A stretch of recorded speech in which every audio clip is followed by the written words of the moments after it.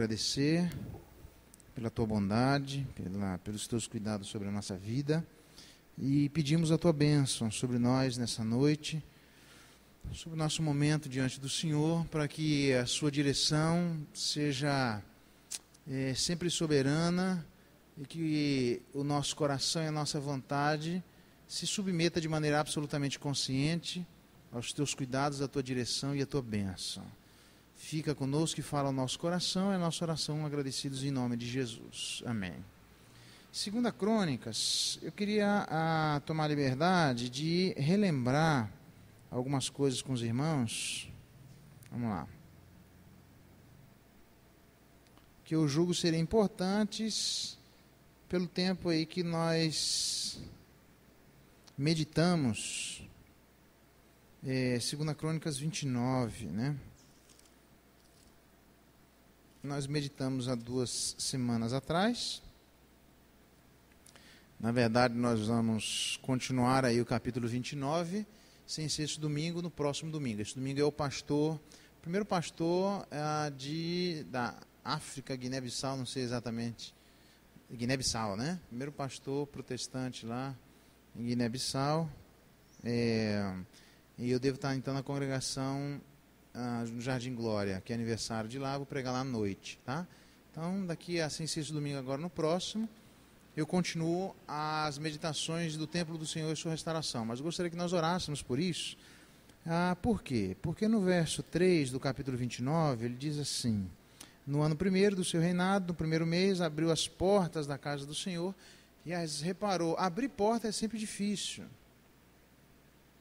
Ele fez isso de maneira emergente, de maneira prioritária na vida dele, sendo um governante com tantas decisões políticas que ele poderia ter tomado desde então. Mas em vez de ele fazer isso, ele começa por aquilo que muitos de nós, ou muitos deles, também no mesmo cargo, poderiam ter outro tipo de pensamento, julgar de outra forma.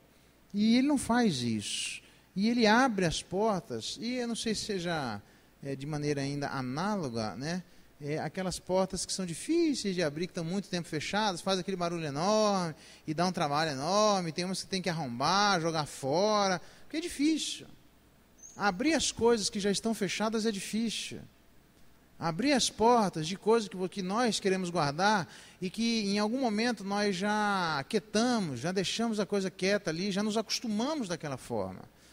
Me lembro muito bem de quando era criança, de ter me machucado caindo de bicicleta na Bahia. Fez no asfalto, fez aquele ralo no joelho, né? Aí vai lá, a mãe cuida, passa, antes do metiolate lá, água oxigenada, né? Aí depois passa o metiolate, aquele que ardia ainda, né? E aí depois põe algodão.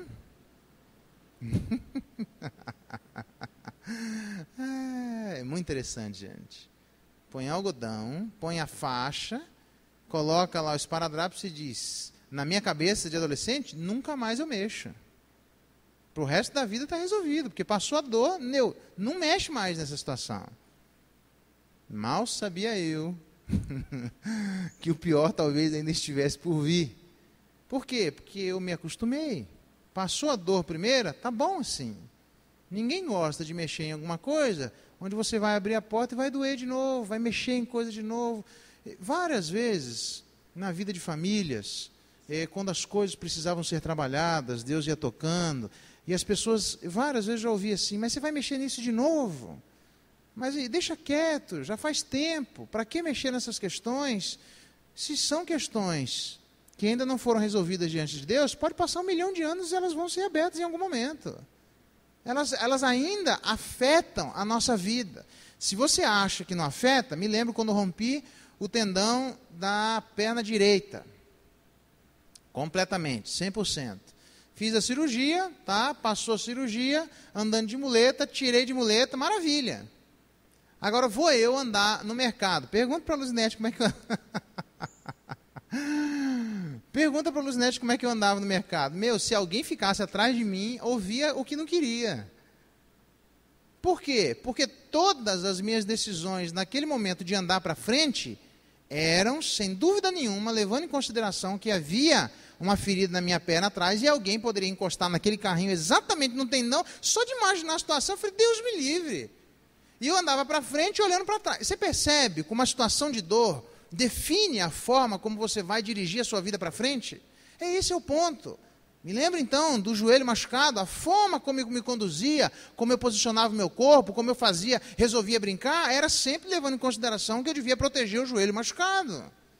E é assim que a gente faz, quer dizer, não é simplesmente a gente se acomodar com aquela situação, como se aquilo tivesse resolvido, porque aparentemente ele não dói mais, como se aquilo não afetasse a maneira como nós dirigimos a nossa vida daqui por diante. Isso afeta completamente. Então, abrir as portas, como ele fez, mexia com coisas que muitos de nós, se estivéssemos no lugar dele e fôssemos pessoas envolvidas, talvez nós disséssemos a ele, mas por que você vai mexer naquilo que eu já gastei tanto tempo para poder deixar guardado? A resposta seria muito simples. É porque você está deixando de experimentar toda a sua capacidade, potencialmente, de se caminhar diante de Deus, se você continuar com essa ferida. Bom, eu vou usar um argumento aqui que ele é um argumento utilizado. Não sei se você viu aí na revista Veja dessa semana, sobre a reportagem de capa, os argumentos contra a maconha, né? A descriminalização da maconha. Muito bons, são argumentos bastante interessantes, né? Que precisam ser observados por nós ali numa discussão sobre o assunto, como eu tive na semana passada lá na faculdade. E eu nem sabia que ia sair essa matéria, né? Aí, um dos argumentos é exatamente esse. A pessoa diz assim, como Carl Sagan, é um grande cientista aí, se eu não me engano, não me falha a memória, ateu, né? Mas que deixou sua contribuição na história. E o cara faz essa pergunta para um psiquiatra que durante muitos anos se encaminhou lá nos Estados Unidos, trabalhando especificamente na área de drogas psicoativas. E perguntou, mas se você diz que traz tantos efeitos assim, e o Carl Sagan, que foi um camarada que usou maconha durante a sua vida e foi o cientista que foi? A resposta dele foi exatamente esse argumento que eu estou usando com vocês. O grande problema é que ele não foi. Se ele já foi um grande cientista usando maconha, se ele não tivesse usado, você imagina onde é que ele poderia ter chegado. Você entende o que eu quero dizer? A gente, com uma questão que afeta a nossa vida, a gente se poda em tudo aquilo que potencialmente nós seríamos capazes de fazer. Então, com as portas fechadas, com algo guardado e que você não quer mexer, você pode ter grandes avanços. Mas a grande questão é que sem aquilo, você teria avanços muito maiores. Esse é o ponto. E Hebreus, para não dizer que é uma coisa do Antigo Testamento, vai falar exatamente sobre esse ponto. E aí eu tenho dificuldade, porque a Escritura diz assim, desembaraçando-nos de todo o peso e de todo o pecado que tenazmente nos assedia. Para eu me desembaraçar tenazmente do peso que me assedia, necessariamente eu preciso aprender a lidar com coisas que eu vou precisar renunciar. E não é esse o problema, onde o camarada que não gostasse que as portas do templo fossem abertas para poder toda a obra de restauração começar a acontecer, eram pessoas que tinham dificuldade em aprender a renunciar.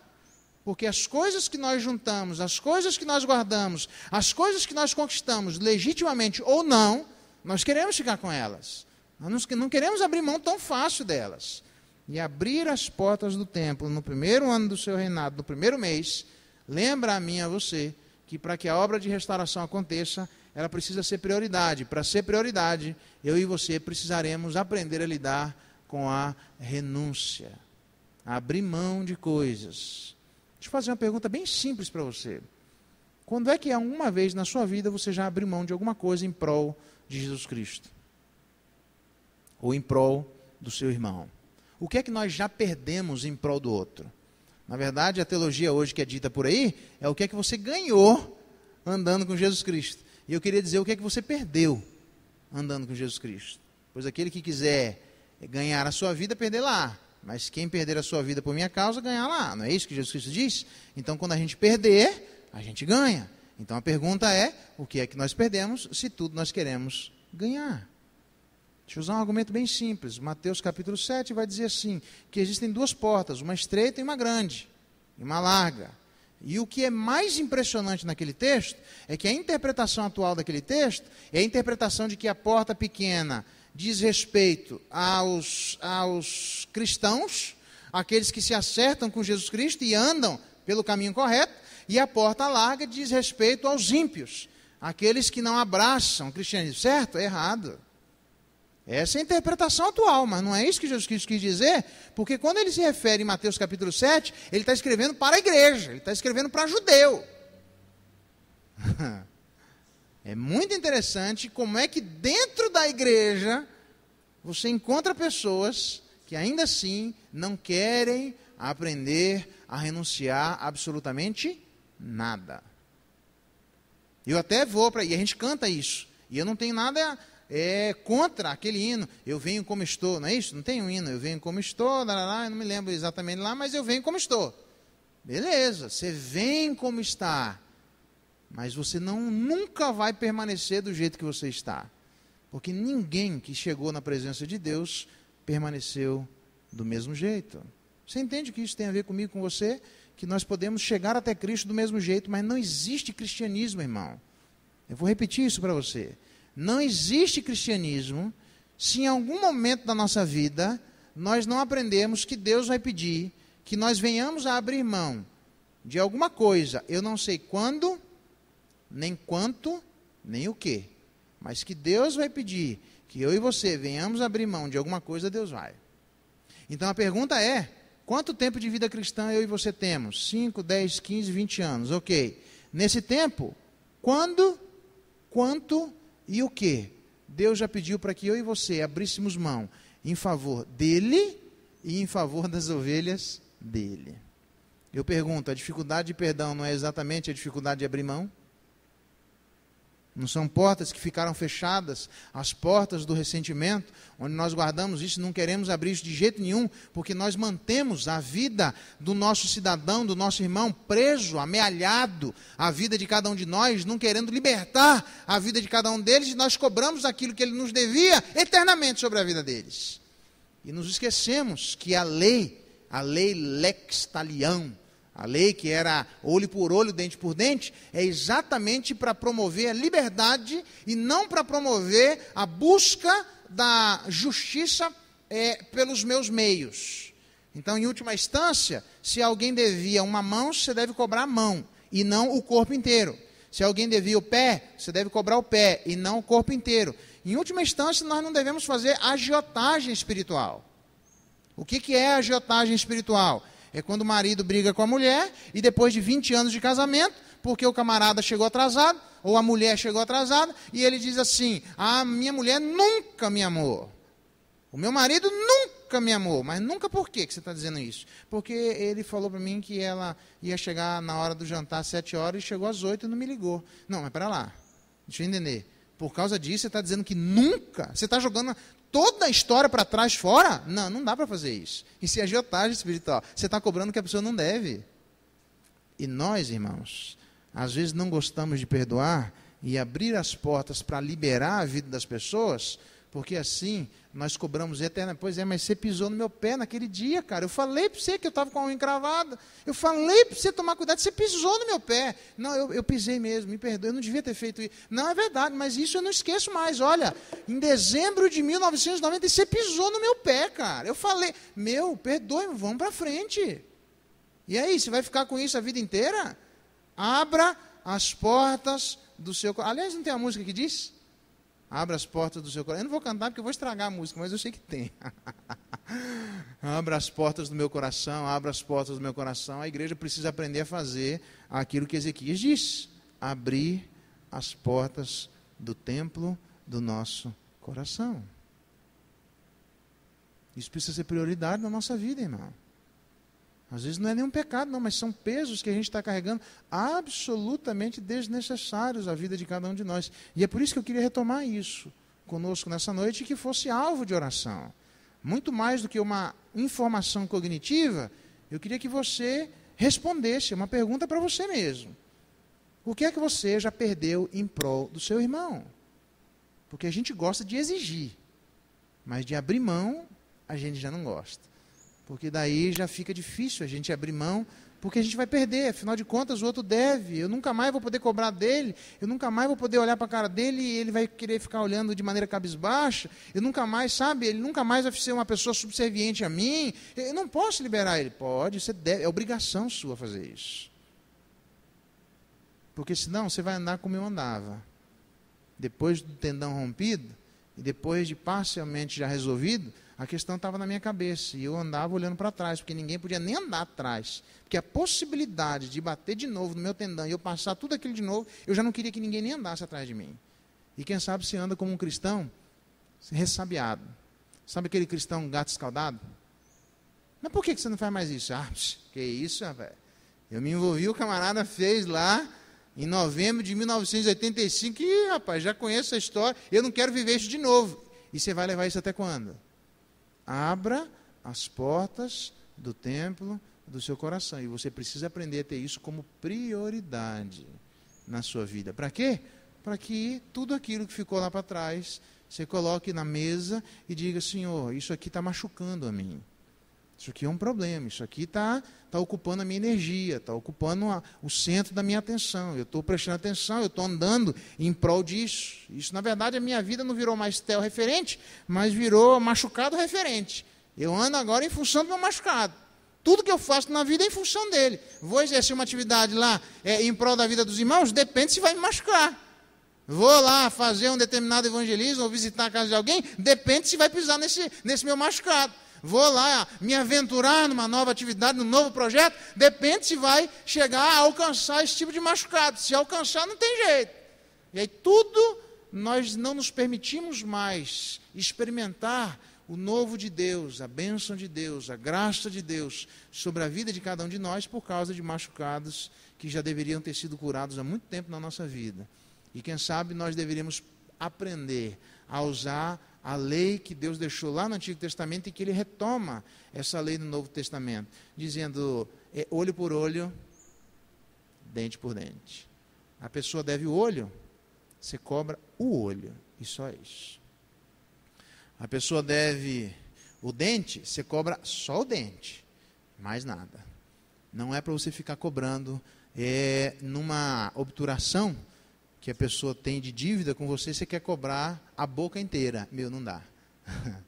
E aí por isso que me admira quando o rei Ezequias, lá em 2 Crônicas 29:3, no primeiro ano do seu reinado, no primeiro mês, como prioridade, ele abre as portas da casa do Senhor. Irmão, ele abre aquilo que estava fechado e que guardava muitas lembranças e que ia mexer com muita gente. Ele abre porque aquilo que precisa ser tratado, somente depois das portas abertas é que podem ser tratadas. Para fechar isso, eu fui na minha mãe, a coisa já estava infeccionando, já purulento, naquele meu machucado depois de cair de bicicleta, e disse, mãe, e agora? Eu achava que era só tirar e saía tudo. E aí a minha mãe foi tirando e chegou naquele ponto em que grudou tudo, é óbvio. E eu achei que minha mãe me amava. Eu jurava na minha cabeça que minha mãe me amava.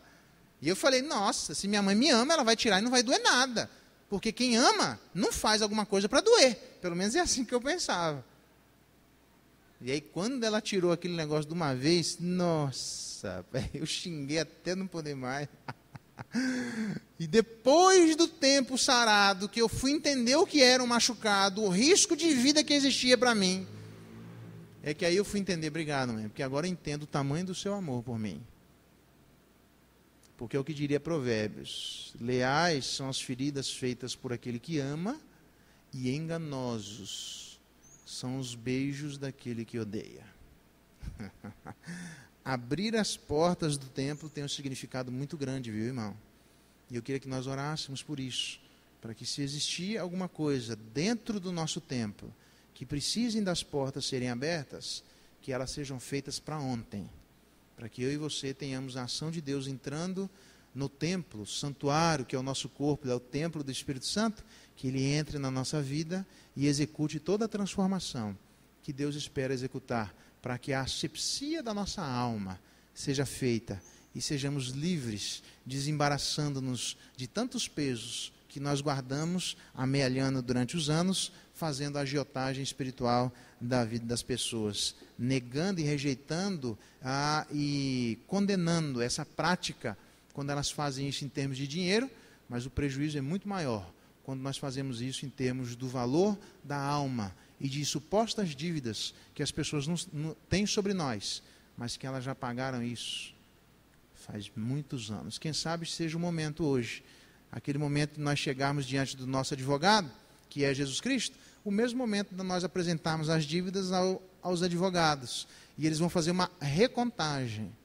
E aí você vai até se surpreender, de repente você vai olhar e dizer, nossa, eu achava que eu devia 100, estou devendo 10, vou até terminar o ano sem dever nada. E quem sabe a gente possa apresentar essas dívidas diante de Cristo nessa noite. E quem sabe na sua oração você possa pedir para Ele fazer uma recontagem. Deus, deixa eu entender. Sobre essa dívida, toda a minha vida está tomando atitudes em prol dela. E sobre essa dívida, eu acho que ela tem um nível X no meu coração. É verdade isso? Será que esse nível deve diminuir ou aumentar? Eu estou deixando de cobrar o que as pessoas me devem ou eu deveria ter deixado isso faz muito tempo? Coloca isso diante de Deus, irmão. Porque nada melhor, nada mais e nada menos do que o próprio Jesus Cristo para dizer isso a mim e a você. Confirmando as coisas no nosso coração. Vamos orar, pedir a bênção de Deus sobre nós, para que nas nossas orações estas coisas se façam permear. E a gente entenda que muito mais do que uma informação cognitiva, isso precisa, na verdade, direcionar a vida de todos nós, para que a nossa vida, as portas do templo do nosso coração sejam abertas e tudo que precisa ser restaurado seja feito pela mão do Senhor. Pai, nós queremos agradecer em nome de Jesus, obrigado pela Tua palavra, obrigado porque ela orienta a vida de cada um de nós, que do mesmo jeito que Ezequias teve prioridade para fazer aquilo que era tão difícil, que o Senhor dê graça para a vida de cada um de nós, mutatis mutandis, agora não pelo templo da lei cerimonial, mas muito maior é o nosso corpo, que é o templo do Espírito Santo. Se houver coisas que ainda amealhamos durante o tempo e guardamos, e indevidamente cobramos juros, onde as pessoas não mais nos devem, nós queremos abrir as portas do nosso coração para colocar isso diante do Senhor. Faz uma recontagem disso na vida de todos nós, e nos ajuda a entendermos o valor que o Senhor vai dar àquilo que nós talvez achamos tão importante, e que quem sabe as pessoas que nos deviam já pagaram isso há muito tempo. Nos ajuda com isso, para que as orientações que encontramos no livro de Hebreus, onde nós devemos nos desembaraçar de todo peso, que possam existir nesta noite sobre a vida de todos nós. E aí, aquela exortação de Paulo, onde devemos correr exatamente como um atleta, em tudo se dominando, e correr para o alvo de maneira cada vez mais rápida, nós possamos fazer isso, onde não haja nada no nosso cristianismo e no nosso relacionamento com o Senhor que nos atrapalhe a correr a carreira cristã. É a oração nossa nessa noite, agradecidos pelo nosso advogado em nome de Jesus. Amém.